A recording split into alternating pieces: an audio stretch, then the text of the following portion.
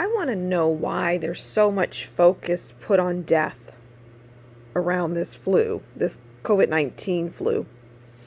Why there's so much emphasis, modeling on death, death, death. You look at the numbers, the maps, death.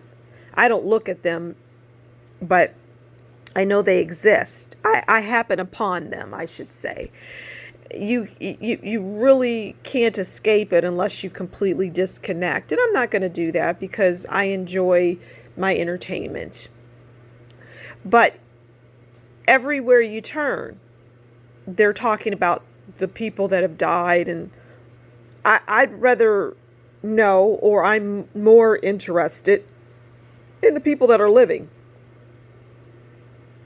not the people that have died.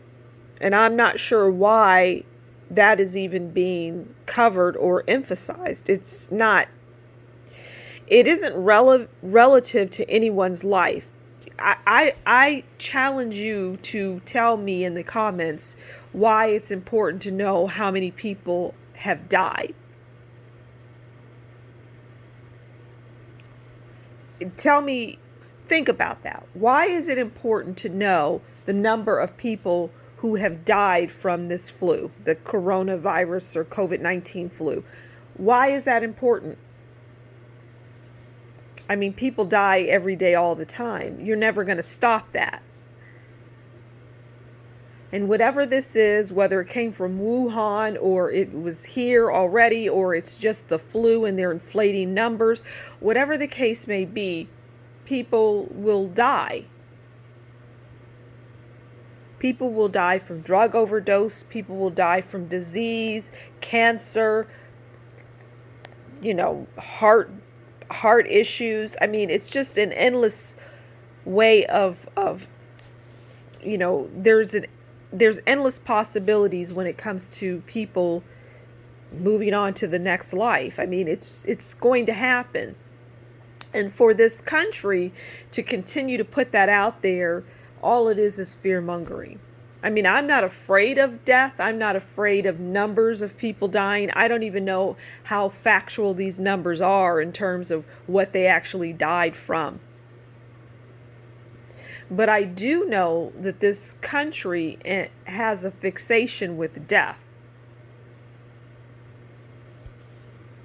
They have an absolute, total, and undeniable fixation with death. And it's really ridiculous, and it's sad, and it's pathetic.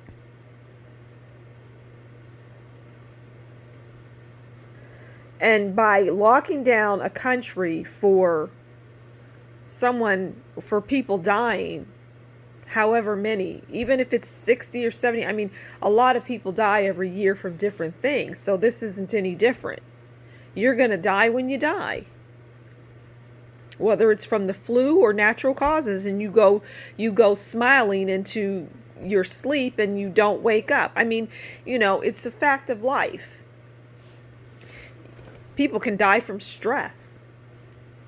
I would suggest that there are people that are not going to survive this whole lockdown from this flu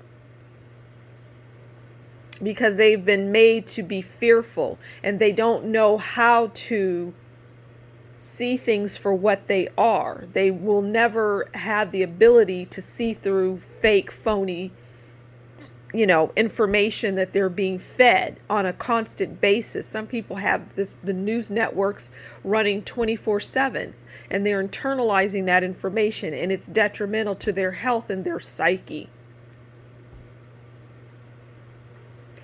And yes, they have a responsibility to turn it off, but some people just can't. It's could be considered an addiction.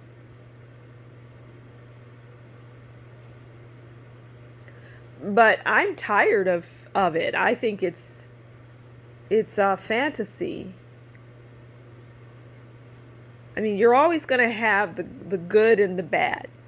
And, I guess it can balance things out.